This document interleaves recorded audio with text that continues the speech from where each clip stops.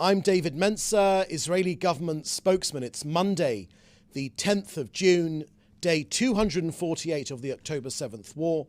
8 months since the Hamas army of terror invaded our country and carried out their atrocities. Israel's objectives for this war are the destruction of Hamas's military and governing capabilities, the freeing of all of our 120 hostages, 43 are unfortunately no longer alive, and ensuring that Gaza no longer poses a threat to Israel. The precise framework proposed by Israel during the negotiations maintain these principles while establishing conditions for transition between the stages. All of our objectives are within reach, and of course this war could end this very afternoon if Hamas lay down their arms and release all of our hostages.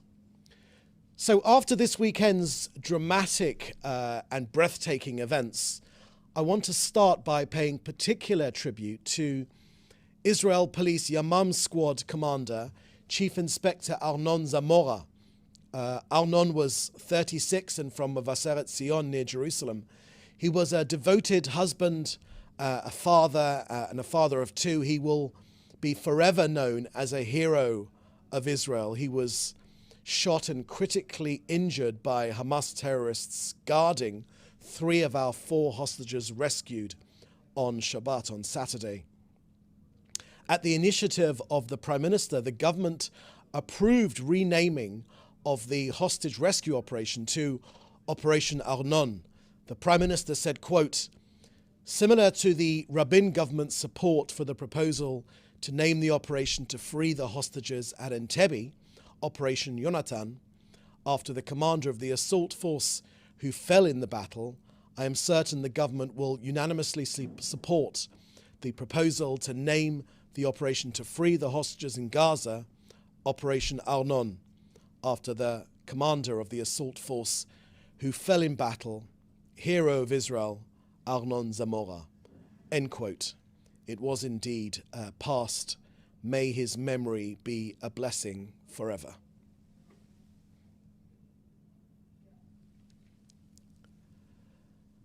Next, the IDF has investigated the issue of Abdallah al-Jamal, a Hamas operative, in his own family home in Nuseirat. He held our hostages, Almog Meir Yan, Andrei Kozlov, and Shlomi Ziv, captive. Al-Jamal also was listed as a journalist on the Al Jazeera website. You know, Israel faced a lot of flack for kicking Al Jazeera out of this country, but no press vest will cleanse the crime he committed. And to Al Jazeera we say, what on earth is this terrorist doing on your website? Now, we need to talk about the elephant in the room. We always say our fight is with the genocidal murderers of Hamas and not with ordinary Gazans. But as the Ministry of Foreign Affairs said this morning, we also know that many Gazan civilians participated in killing, in raping, and kidnapping Israelis on October 7th. It's also been reported that Gazan civilians are paid by Hamas to hold hostages captive in their homes.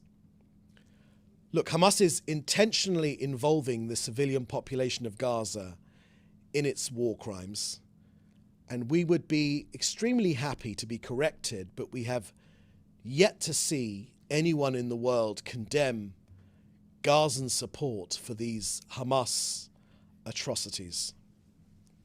Now to the north of Israel, where yesterday, Sunday, terrorists fired an anti-aircraft missiles towards IDF fighter jets above Lebanon. That terror cell was eliminated near Tyre. Our fighter jets are striking Hezbollah in Shiba, in Etarun, Markaba, Hula, and At-Tiri. Now an update from Kogat and their work coordinating aid into Gaza. Yesterday, 167 humanitarian aid trucks went into Gaza. A truck convoy entered via Gate 96 directly to northern Gaza. 8 tankers of fuel and 4 tankers of cooking gas were transferred to Gaza. Close to 4 tons of food aid were airdropped over Gaza. And our daily reminder that the contents of over 900 aid trucks, that's a lot of aid, 900 aid trucks currently await being picked up on the Gazan side of Kerem Shalom. Will someone from the United Nations or any of the aid agencies please pick it up and distribute it? We also announced the establishment of the 11th field hospital in Gaza to provide aid to Gazans. In cooperation with the Rama organization, IDF and Kogat, the field hospital compound has recently begun operating in the Al-Mawasi area within the humanitarian safer zone in Khan Yunis. This hospital, the 7th to be established in Al-Mawasi, will be operated by the Red Crescent and is expected to include 40 beds, 3 operating rooms, and an intensive care unit. Also, 88% of all coordination requests on distribution are approved. The daily humanitarian distribution pause takes place as usual between 10 a.m. and 2 p.m. every day, this time in the Al-Batishi neighborhood in Khan Yunis, to enable the movement of humanitarian aid.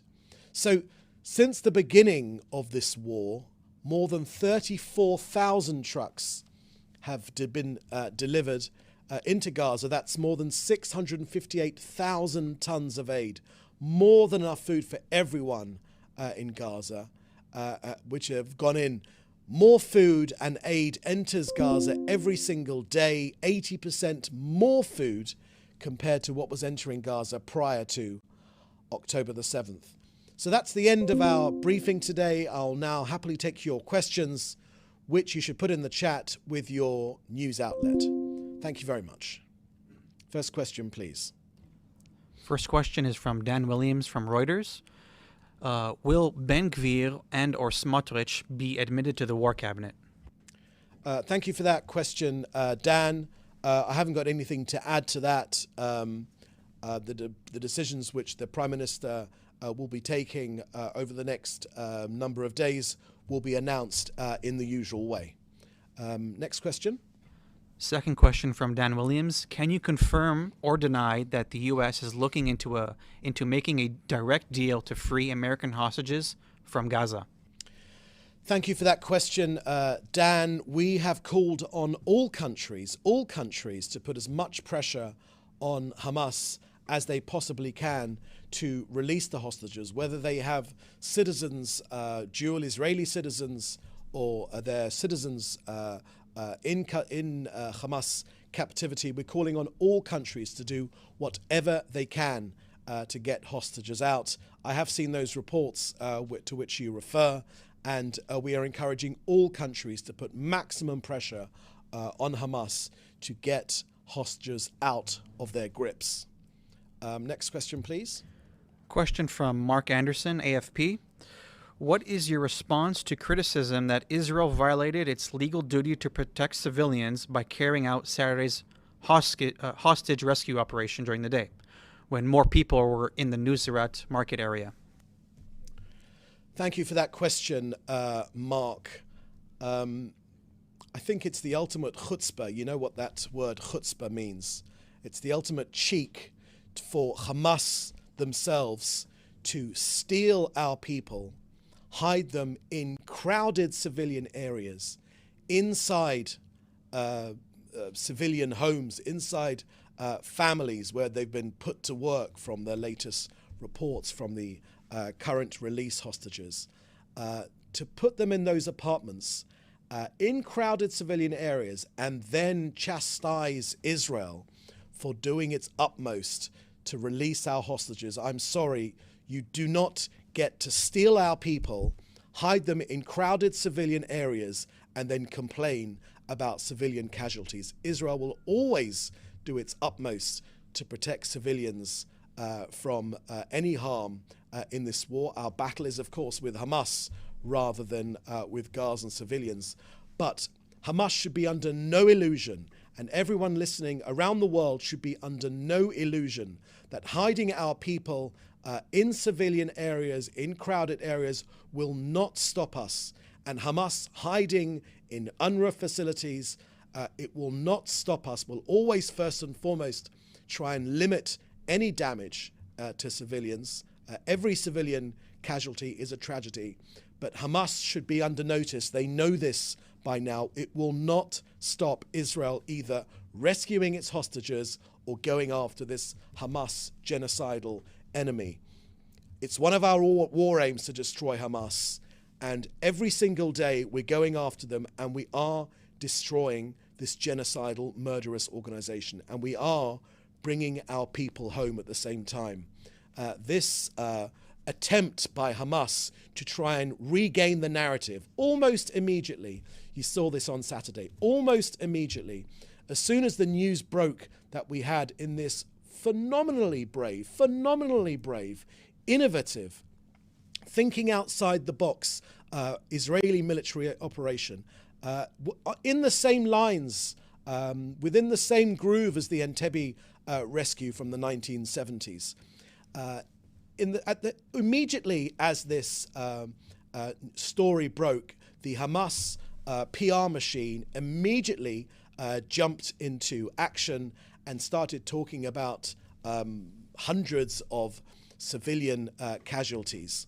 Our forces were fired on by rocket-propelled grenades, by heavy machine guns, by AK-47s, with grenades, with very heavy firing.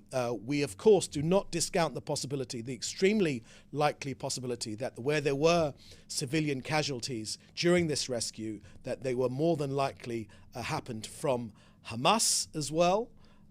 But everyone should understand that this method of which Hamas fights, it's not going to save them. It's not going to allow Hamas to keep hold of our hostages. We are going for Hamas. We'll always do our utmost to protect civilians, but we're going for this genocidal terrorist organization. We're on the front line of this terror.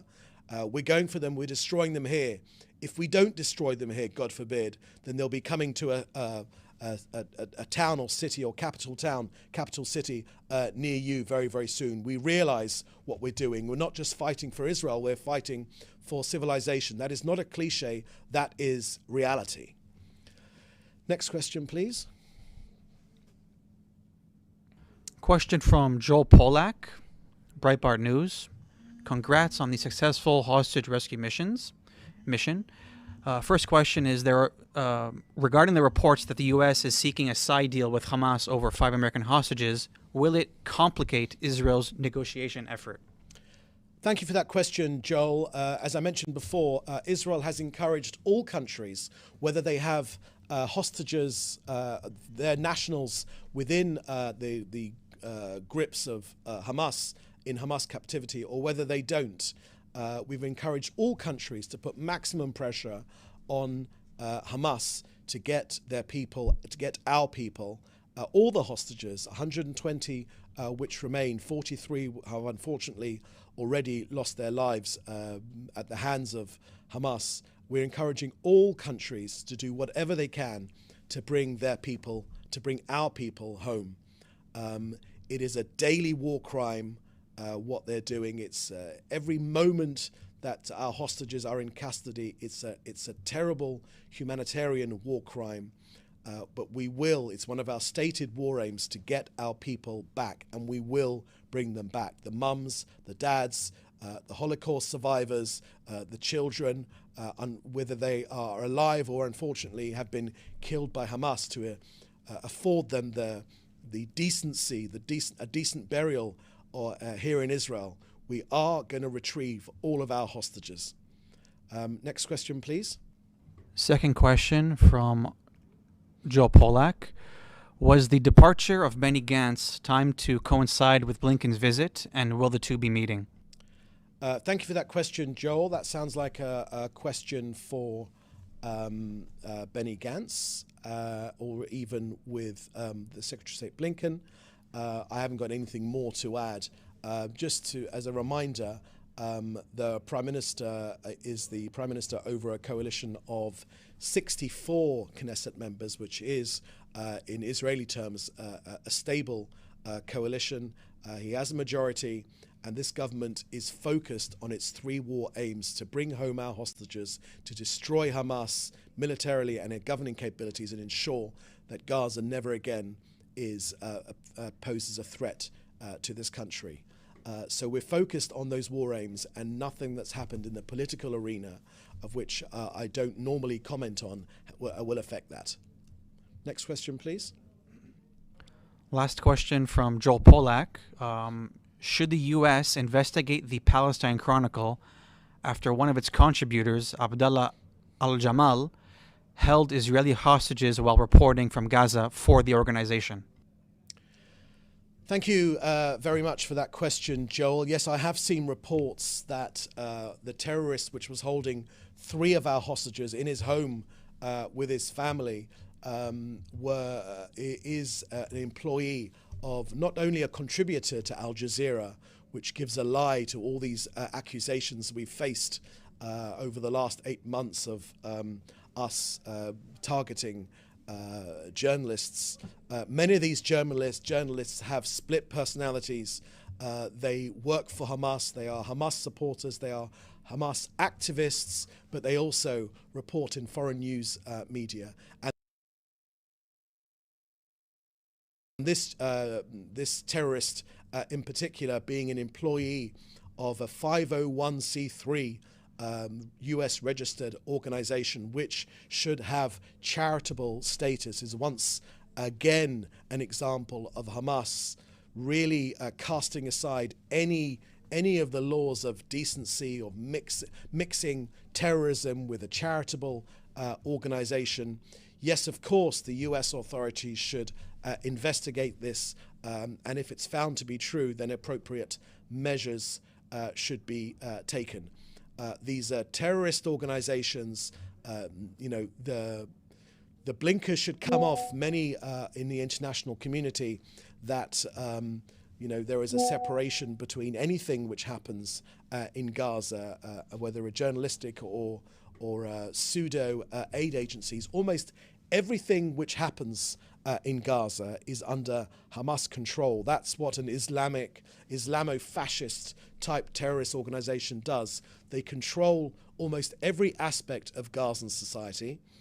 And of course, many of these pseudo-journalists are not journalists at all. They're hiding behind their press vests. They're hiding behind the notion of journalists.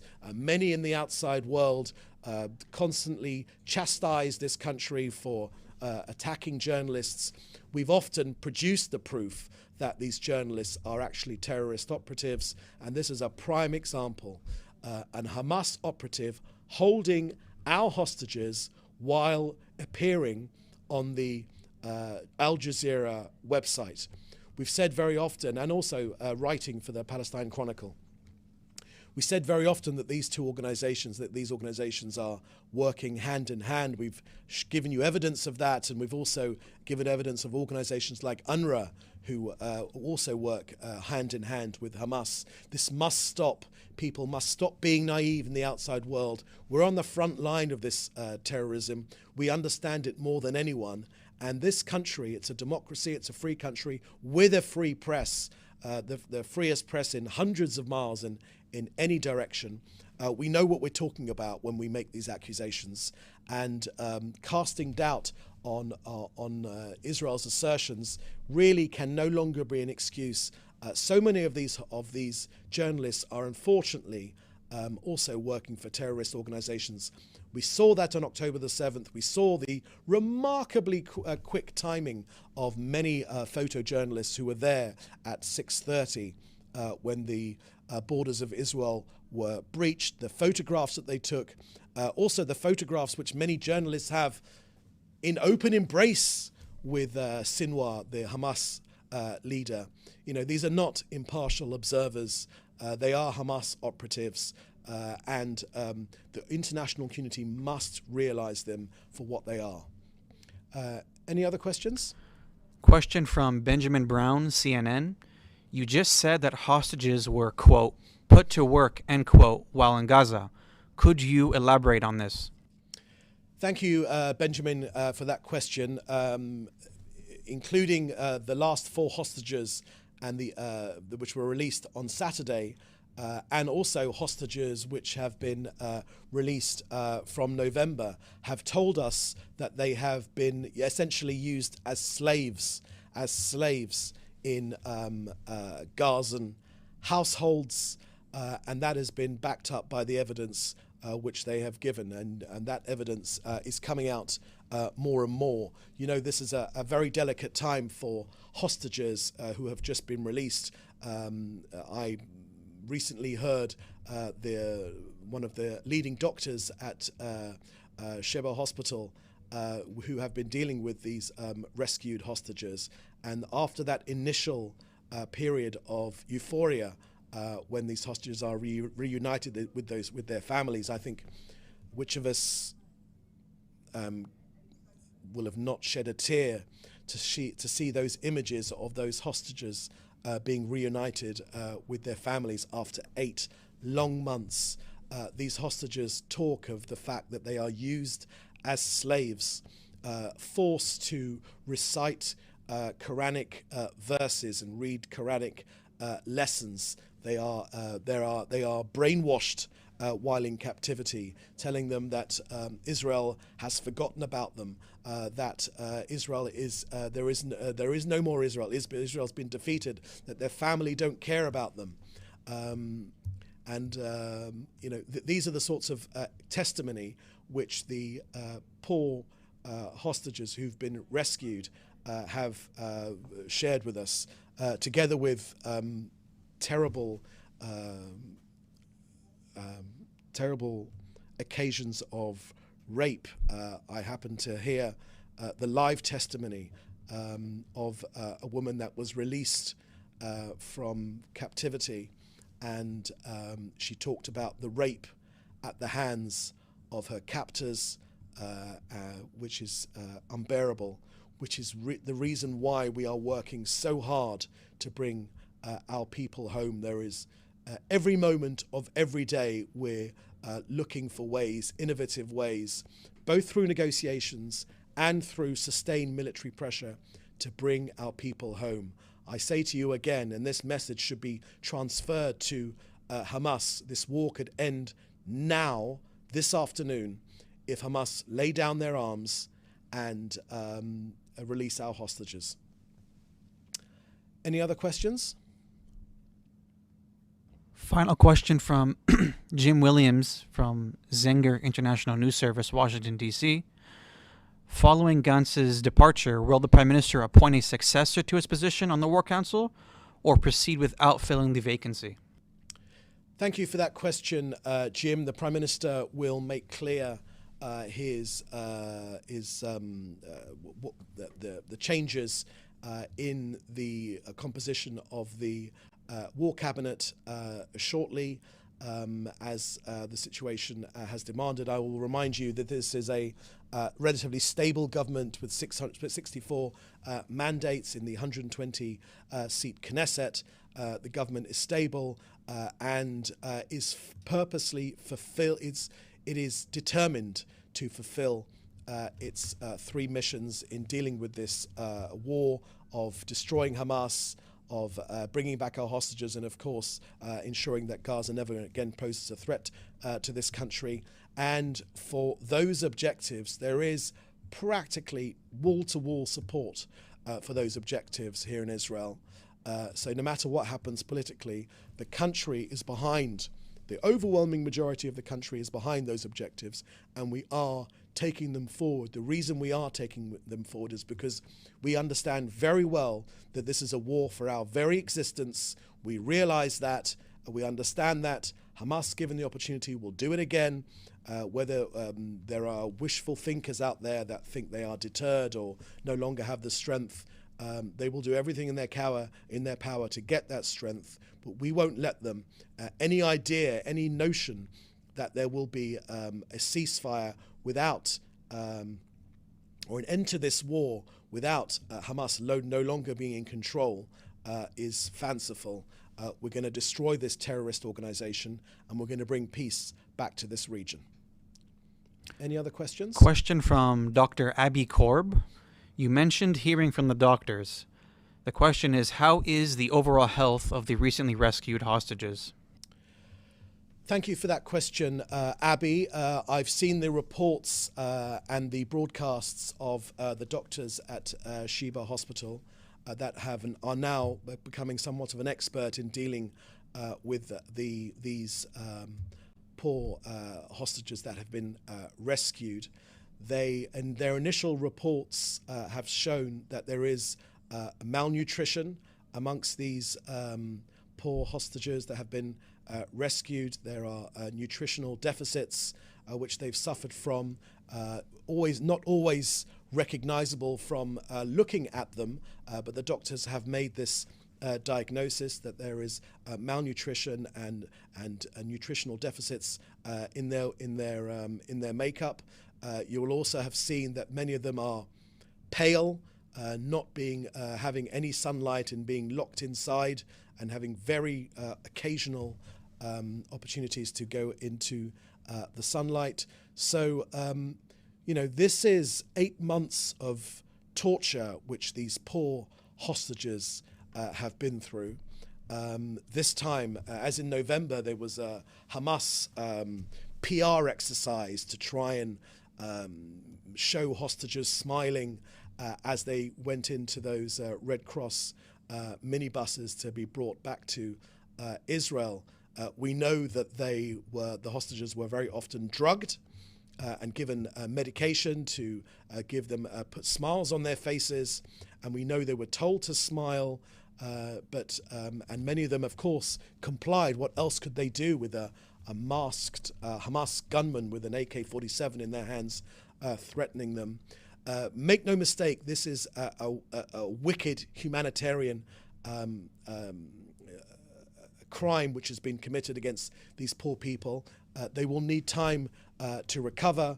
The doctors also spoke about this initial time of euphoria, of meeting their family and being reunited with their friends, but also after that, unfortunately, the psychological damage which has been done to these poor people takes time to get over. And all of their hostages, whether they were released in November or the ones which we miraculously, thank God, through our phenomenally brave armed forces, our innovative armed forces, that managed to do phenomenal work. Again, within the same vein as the Entebbe rescue. The Entebbe rescue, of course, which mimicked one of Idi Amin's stretch Mercedes limousines and took it on the plane and flew it onto the runway at Entebbe. Similar things were done by our armed forces, our tremendously brave and innovative armed forces.